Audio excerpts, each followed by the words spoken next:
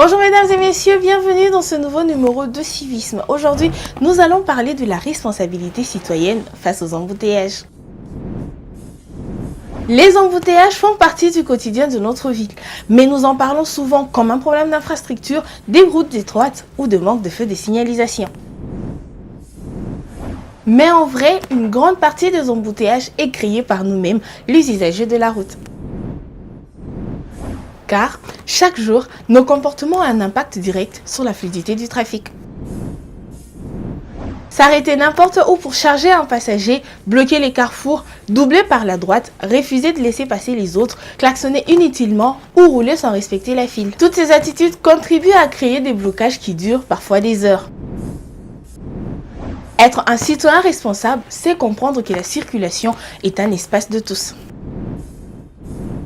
De ce fait, le civisme est la première solution pour réduire les embouteillages. Et cela passe par des gestes simples comme respecter le code de la route, éviter les arrêts désordonnés, se garer correctement, respecter les carrefours, laisser passer les piétons et surtout garder son calme et sa patience.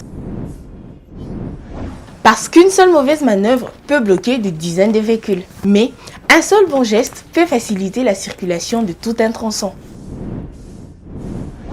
Réduire les embouteillages ne dépend pas seulement des autorités, mais cela commence par un changement d'attitude de chacun d'entre nous. Car la route nous appartient tous, alors roulons avec discipline, prudence et respect. Ensemble, rendons nos villes plus fluides et plus vivables.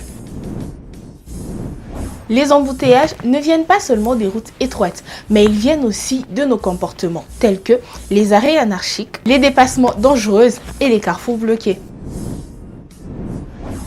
Un citoyen responsable est celui qui respecte le code de la route, garde sa voie, se gare correctement et surtout garde sa patience.